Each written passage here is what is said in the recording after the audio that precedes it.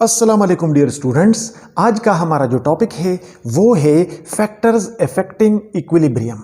आज हम उन फैक्टर्स को विद एग्जांपल एक्सप्लेन करेंगे जो कि इक्विलिब्रियम को अफेक्ट करता है। जैसा कि आपको पता है कि इक्विलिब्रियम रिवर्सिबल रिएक्शन का वो पॉइंट होता है जहां पे रेट ऑफ फॉरवर्ड रिएक्शन और रेट ऑफ रिवर्स रिएक्शन एक दूसरे के बराबर होते हैं। यानी इक्विलिब्रियम पे रिएक्शन एक बारीक बैलेंस में होता है और अगर हम एक्सपेरिमेंटल कंडीशन को चेंज करते हैं तो ये बारीक बैलेंस डिस्टर्ब हो जाता है और as a result of this disturbance निट हमारे पास रिएक्शन या फॉरवर्ड डायरेक्शन में चलने लगता है या रिवर्स डायरेक्शन में चलने लगता है। तो वो कौन से फैक्टर्स है, वो कौन से एक्सपेरिमेंटल कंडीशंस है जिसको हम चेंज करें तो इक्विलिब्रियम चेंज होने लगता है, इक्विलिब्रियम इफेक्ट होने लगता है। आज हम उसको डिस्कस करेंगे, लेकिन इन फैक्टर्स को डिस्कस करने से पहले हम ली चार्टेलियर प्रिंसिपल को थोड़ा सा डिस्कस करेंगे, क्योंकि ली चार्टेलियर प्रिंसिपल ही की बुनियाद पे हम इक्विलिब्रियम पर इन फैक्टर्स के असर को एक्सप्लेन करते हैं। The main statement of Le Chatelier principle ये हमें क्या कहता है? ये हमें कहता है कि if a system at equilibrium is disturbed by some factor, अगर हमारे पास कोई सिस्टम इक्विलिब्रियम पे मौजूद है तो वो स्टेबल है, और इस सिस्टम को जो कि इक्विलिब्रियम पे मौजूद है इसको हमने डिस्टर्ब कर लिया बाय सम फैक्टर, और यहां पे फैक्टर को हमने थोड़ा एक्सप्लेन कर लिया है कि ये फैक्टर चेंज इन कंसेंट्रेशन भी हो सकता है, चेंज इन प्रेशर भी हो सकता है, चेंज इन वॉल्यूम और टेम्परेचर। यानी एक सिस्टम इक्विलिब्रियम पे था, उसके ऊपर हमने या कंसेंट्रेशन को चेंज कर लिया या प्रेशर, वॉल्यूम या टेम्परेचर को, इनमें से किसी भी फैक्टर को अप्लाई करके हमने इस इक्विलिब्रियम वाले सिस्टम को डिस्टर्ब कर लिया, तो क्या होगा? The system will shift in such a direction where it could minimize or cancel the effect of that stress or factor। तो ये सिस्टम जो कि फैक्टर के एप्लीकेशन से डिस्टर्ब हो गया, तो ये सिस्टम कुछ ऐसे डायरेक्शन में शिफ्ट होने की कोशिश करेगा जहां पे इस स्ट्रेस का असर या कम ना कम हो जाए या फिर खत्म हो जाए। यानी ये सिस्टम इस अनस्टेबिलिटी को जो फैक्टर की वजह से इसके ऊपर हमने अप्लाई किया है, इस अनस्टेबिलिटी को खत्म करने के लिए किसी ऐसे डायरेक्शन की तरफ शिफ्ट होगा जहां पे इस फैक्टर का असर या कम ना कम हो जाए या फिर बिल्कुल खत्म हो जाए। यानी इन सिंपल वर्ड्स, अगर हमारे पास कोई सिस्टम इक्विलिब्रियम पे है और हमने उसको कंसंट्रेशन, प्रेशर या टेम्परेचर, वॉल्यूम वगैरह की मदद से डिस्टर्ब कर लिया, तो सिस्टम इस डिस्टर्बेंस को खत्म करने के लिए किसी ऐसे डायरेक्शन में शिफ्ट होगा जहां पे इसका असर खत्म हो जाए या फिर कम से कम रह जाए। तो this is the basic statement of Le Chatelier principle. Now सबसे पहला जो फैक्टर है जो कि इक्विलिब्रियम को अफेक्ट करता है वो है कंसंट्रेशन ऑफ रिएक्टेंट और प्रोडक्ट। अगर कोई रिएक्शन इक्विलिब्रियम में है और हम कंसंट्रेशन ऑफ रिएक्टेंट और प्रोडक्ट को चेंज करते हैं तो इक्विलिब्रियम डिस्टर्ब होगा, और इस डिस्टर्बेंस को खत्म करने के लिए या कम करने के लिए नेट रिएक्शन फॉरवर्ड या रिवर्स डायरेक्शन में जाएगा। अब ये किस तरह होगा? We will take a particular example. यहां पे हम एक पर्टिकुलर एग्जांपल लेते हैं। जब नाइट्रोजन ऑक्सीजन के साथ रिएक्शन करता है तो हमारे पास नाइट्रोजन डाइऑक्साइड बनता है। ये एक गैसियस रिएक्शन है और कुछ देर बाद इक्विलिब्रियम एस्टेब्लिश हो जाता है। अब इस रिवर्सिबल रिएक्शन में जब नाइट्रोजन और ऑक्सीजन मिलते हैं और नाइट्रोजन डाइऑक्साइड बनाता है तो ये फॉरवर्ड रिएक्शन हम इसको कहते हैं, और जब नाइट्रोजन डाइऑक्साइड आपस में मिलकर नाइट्रोजन और ऑक्सीजन बनाता है तो इसको हम रिवर्स रिएक्शन या बैकवर्ड रिएक्शन कहते हैं। जब ये रिएक्शन इक्विलिब्रियम में चला जाता है तो at equilibrium the rate of forward reaction और the rate of reverse reaction एक दूसरे के बराबर हो जाते हैं। और जब ये दोनों रेट्स बराबर हो जाते हैं तो net change in the concentration of reactant and net change in the concentration of product stops. Concentration of reactant में अब इक्विलिब्रियम पे कोई फर्क नहीं आएगा और कंसेंट्रेशन ऑफ प्रोडक्ट में भी कोई फर्क नहीं आएगा, क्योंकि पर यूनिट टाइम जितना रिएक्टेंट इस्तेमाल हो रहा है उतना ही रिएक्टेंट बन रहा है। इसी तरह पर यूनिट टाइम जितना प्रोडक्ट फॉरवर्ड रिएक्शन से बन रहा है उतना ही प्रोडक्ट रिवर्स रिएक्शन में यूज हो रहा है। तो concentration of reactant and concentration of product remains constant. इसी वजह से इस पॉइंट को हम in term of Kc represent करते हैं, इक्विलिब्रियम कांस्टेंट, जो कि बराबर होता है मोलर कंसेंट्रेशन ऑफ प्रोडक्ट के divided by molar concentration of reactants के। और ये सिस्टम अब हो गया एक बारीक बैलेंस में। ठीक है, now if we change the concentration this balance will no longer exist. अगर हम रिएक्टेंट के कंसेंट्रेशन को इंक्रीज करते हैं तो ये रेशो डिस्टर्ब होगा, और जब ये रेशो डिस्टर्ब होगा तो रेट्स डिस्टर्ब होंगे, और जब रेट्स डिस्टर्ब होंगे तो रिएक्शन या फॉरवर्ड या रिवर्स डायरेक्शन में जाएगा। फॉर एग्जाम्पल, अगर हम एडिशन ऑफ रिएक्शन कर ले, एडिशन ऑफ रिएक्टेंट्स, तो क्या होगा? देखें, अगर हम इस रिएक्शन को increase in concentration of reactant से डिस्टर्ब कर ले तो अकॉर्डिंग टू ली प्रिंसिपल ये इक्विलिब्रियम डिस्टर्बेंस को खत्म करने के लिए ऐसे साइड में शिफ्ट होगा जहां पे इस डिस्टर्बेंस को हम कम से कम कर ले। फॉर एग्जांपल, हमने कंसेंट्रेशन इंक्रीज कर लिया तो according to law of mass action rate of forward reaction increase हो जाएगा, क्योंकि इस कंसेंट्रेशन को कम करना पड़ेगा, इस कंसेंट्रेशन को थोड़ा इंक्रीज करना पड़ेगा ताकि वापस Kc का ये रेशो बन पाए। लिहाजा if you increase the concentration of reactants, the increase in concentration of reactant will be lowered through forward reaction. लिहाजा अगर हम एडिशन ऑफ रिएक्टेंट करते हैं तो it will favour forward reaction. अगर आप रिएक्टेंट डालते जाएंगे तो सिस्टम फॉरवर्ड डायरेक्शन में चलता जाएगा। एक डिस्टर्बेंस इस तरह हो गया। Number second, removal of products. Again, अगर ये रिएक्शन इक्विलिब्रियम में है और हम प्रोडक्ट को रिमूव कर ले तो प्रोडक्ट को रिमूव करने का मतलब है कि हमने रिलेटिवली रिएक्टेंट को हाई कंसेंट्रेशन पे छोड़ लिया। लिहाजा removal of product means increase in concentration of reactant and decrease in concentration of product. So जहां पे कंसेंट्रेशन ज्यादा होने लगेगा फॉरवर्ड रिएक्शन होगा, सो जहां पे कंसेंट्रेशन ज्यादा होने लगेगा उनका रिएक्शन तेज होगा। लिहाजा अगर हम प्रोडक्ट की कंसेंट्रेशन को डिक्रीज करते हैं तो प्रोडक्ट की कंसेंट्रेशन के कमी को पूरा करने के लिए more and more reactant will combine together according to Le principle और रिएक्शन फॉरवर्ड डायरेक्शन में जाएगा। लिहाजा addition of reactant and removal of product both leads to the forward reaction. अगर हम रिएक्टेंट को डालते जाए तो रिएक्शन फॉरवर्ड डायरेक्शन में जाएगा, अगर हम प्रोडक्ट को निकालते जाए तो रिएक्शन फॉरवर्ड डायरेक्शन में जाएगा। अगर हम मुसलसल प्रोडक्ट को निकाल रहे होते हैं और रिएक्टेंट को ऐड करते जाएंगे तो ये रिएक्शन मुसलसल फॉरवर्ड डायरेक्शन में जाएगा according to Le principle. Number third, addition of product.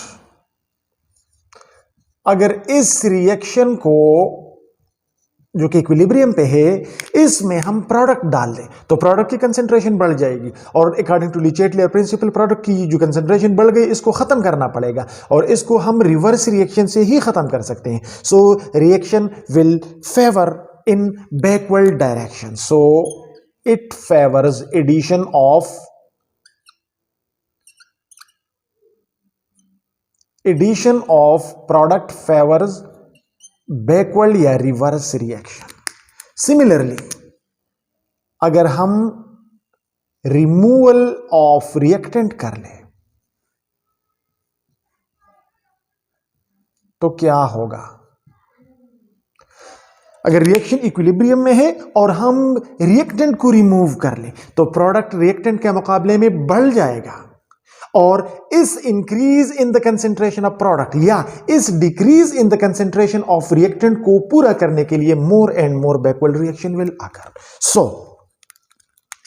Addition of product and removal of reactant will favour reverse reaction, and addition of reactant and removal of product will favor forward reaction. So अगर हम concentration को change करेंगे तो equilibrium disturb होगा, और इस disturbance को खत्म करने के लिए ली-चार्टेलियर प्रिंसिपल फॉलो होगा और नेट रिएक्शन या फॉरवर्ड डायरेक्शन में जाएगा या रिवर्स डायरेक्शन में जाएगा। नंबर सेकंड जो फैक्टर है जो कि इक्विलिब्रियम को अफेक्ट करता है वो है प्रेशर एंड वॉल्यूम। चूंकि प्रेशर और वॉल्यूम एक दूसरे के साथ रिलेटेड है तो हम इनको एक साथ डिस्कस करेंगे। आपको पता है कि कंडेंस फेज में जो रिएक्शंस होते हैं उन पे प्रेशर और वॉल्यूम के चेंज करने का कोई असर नहीं पड़ता। फॉर एग्जांपल जो रिएक्शन लिक्विड्स और सॉलिड स्टेट में होते हैं उन पे प्रेशर इंक्रीज करने से वॉल्यूम में कोई फर्क नहीं पड़ता, और जब प्रेशर इंक्रीज करने से वॉल्यूम में चेंज नहीं आता तो न वॉल्यूम के चेंज करने से और न प्रेशर के चेंज करने से ऐसे रिएक्शन के इक्विलिब्रियम को अफेक्ट नहीं कर सकते हम। लिहाजा only those reactions are affected by change in pressure और volume which are in gaseous state, और gaseous state वाले रिएक्शन में भी सिर्फ वो रिएक्शंस के इक्विलिब्रियम इफेक्ट होते हैं चेंज इन प्रेशर और वॉल्यूम से जहां पे number of moles of reactant and product different होंगे। फॉर एग्जांपल यहां पे एक पर्टिकुलर मैं एग्जांपल लेता हूं। N2O4 ये एक गैस है, डायनाइट्रोजन टेट्राऑक्साइड। जब ये रिएक्शन करता है तो ये बनाता है नाइट्रोजन डाइऑक्साइड का, जो कि एक गैस है। 1 मोल dinitrogen tetroxide 2 mole nitrogen dioxide बनाते हैं। ठीक है, इस रिएक्शन का जो केसी है वो बराबर होगा मोलर कंसेंट्रेशन ऑफ प्रोडक्ट का divided by molar concentration of reactant का, और इक्विलिब्रियम पे इनके बीच एक खास रेशो होगा। अब जैसा कि आपने पढ़ा है जनरल गैस इक्वेशन में कि PV is equal to nRT या P is equal to N/V/RT, और आपको पता है कि N/V जो होता है नंबर ऑफ मोल पर वॉल्यूम इज कॉल्ड कंसेंट्रेशन। सो इसको हम इस तरह भी लिख सकते हैं कि P is equal to N/V/RT या ERT। अगर N/V की जगह हम कंसेंट्रेशन लगाते तो ये CRT बन जाएगा। अब इससे हम ये नताइज अखज़ कर सकते हैं। नंबर 1 कि P is inversely proportional to V, P और V के बीच का इनवर्स रिलेशन है। Number 2 P is directly proportional to C, P और C का डायरेक्ट रिलेशन है। और number 3 V is inversely proportional to C, volume और कंसेंट्रेशन का इनवर्स रिलेशन है। ठीक है, ओके, अब आते हैं अपने पॉइंट की तरफ। अगर ये रिएक्शन इक्विलिब्रियम में है तो इक्विलिब्रियम पे प्रोडक्ट और रिएक्टेंट एक खास वॉल्यूम में है, रिएक्शन मिक्सचर एक खास वॉल्यूम में है, लिहाजा number of moles of product पर वॉल्यूम एक खास कंसेंट्रेशन है और number of mole of reactant पर वॉल्यूम एक खास कंसेंट्रेशन में है, जो कि बैलेंस होंगे, इक्विलिब्रियम पे बैलेंस होंगे। अब हमने प्रेशर को इंक्रीज कर लिया, तो जब हम प्रेशर को इंक्रीज करेंगे तो वॉल्यूम डिक्रीज हो जाएगा। और जब वॉल्यूम डिक्रीज हो जाएगा तो रिएक्टेंट और प्रोडक्ट के उतने ही मोल्स हैं जो इक्विलिब्रियम पे पड़े थे, लेकिन वॉल्यूम के डिक्रीज होने से कंसेंट्रेशन बढ़ता है, क्योंकि number of moles per volume is called concentration. Number of moles change नहीं हुए हैं लेकिन वॉल्यूम डिक्रीज हो गया है तो कंसेंट्रेशन बढ़ गया है। ठीक है, कंसेंट्रेशन ऑफ प्रोडक्ट भी बढ़ गया, कंसेंट्रेशन ऑफ रिएक्टेंट भी बढ़ गया जब वॉल्यूम डिक्रीज हो गया। जितना जितना वॉल्यूम डिक्रीज होता है उतना उतना इन दोनों का कंसेंट्रेशन बढ़ रहा है, लेकिन कंसेंट्रेशन ऑफ रिएक्टेंट जो है वो पावर 1 में बढ़ रहा है और कंसेंट्रेशन ऑफ प्रोडक्ट जो है वो पावर 2 में बढ़ रहा है। इसका मतलब है कि प्रोडक्ट की कंसेंट्रेशन इंक्रीज इन प्रेशर से ज्यादा बढ़ रही है एज कंपेयर टू रिएक्टेंट की कंसेंट्रेशन। और अकॉर्डिंग टू चार्टेलियर प्रिंसिपल, जहां पे कंसेंट्रेशन बढ़ेगा तो रिएक्शन उस डायरेक्शन में जाएगा जहां पे इंक्रीज कंसेंट्रेशन का असर कम से कम हो जाए। लिहाजा what will happen if you increase the pressure, more and more product will be converting into reactant in order to decrease the concentration। और नेट रिएक्शन किस डायरेक्शन में जाएगा? रिवर्स डायरेक्शन में जाएगा या रिवर्स रिएक्शन अकर होगा। ठीक है, और जब वॉल्यूम इंक्रीज हो गया तो नंबर ऑफ मोल्स तो कांस्टेंट है और वॉल्यूम इंक्रीज हो गया तो कंसेंट्रेशन कम हो जाएगा। इसका भी कंसेंट्रेशन कम हो जाएगा और इसका भी कंसेंट्रेशन कम हो जाएगा, लेकिन रिएक्टेंट का कंसेंट्रेशन 1 पावर में कम हो रहा है तो प्रोडक्ट का कंसेंट्रेशन जो है वो स्क्वायर में कम हो रहा है। तो प्रोडक्ट ज्यादा डिक्रीज इन कंसेंट्रेशन आ रहा है प्रोडक्ट में और रिएक्टेंट के कंसेंट्रेशन में कम डिक्रीज आ रहा है। तो इसका मतलब है कि reactant remains concentrated as compare to the product, और जहां पे कंसेंट्रेशन ज्यादा होगा तो अकॉर्डिंग टू चार्टेलियर प्रिंसिपल उसको कम करना पड़ेगा। लिहाजा अगर हम वॉल्यूम को डिक्रीज करेंगे तो it will favour forward reaction. ठीक है, सो अब हम जनरलाइजेशन की तरफ जाते हैं। अगर प्रेशर हम इंक्रीज करेंगे या वॉल्यूम हम डिक्रीज करेंगे तो रिएक्शन उस डायरेक्शन में जाएगा जहां पे नंबर ऑफ मोल्स कम हो, यानी डिक्रीज इन वॉल्यूम की तरफ जाएगा। और अगर हम प्रेशर को डिक्रीज करेंगे या वॉल्यूम को इंक्रीज करेंगे तो नेट रिएक्शन उस डायरेक्शन में जाएगा जहां पे इंक्रीज इन कंसेंट्रेशन या increase in number of moles हो। So this is the effect of pressure and volume on equilibrium. Now the fourth factor is temperature.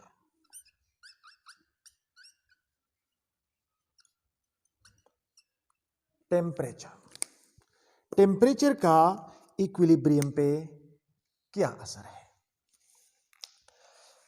आपको पता है कि इक्विलिब्रियम में हमारे पास forward as well as backward reaction at the same time होते हैं। ठीक है, अब यहां पे हम एक पर्टिकुलर एग्जांपल लेते हैं।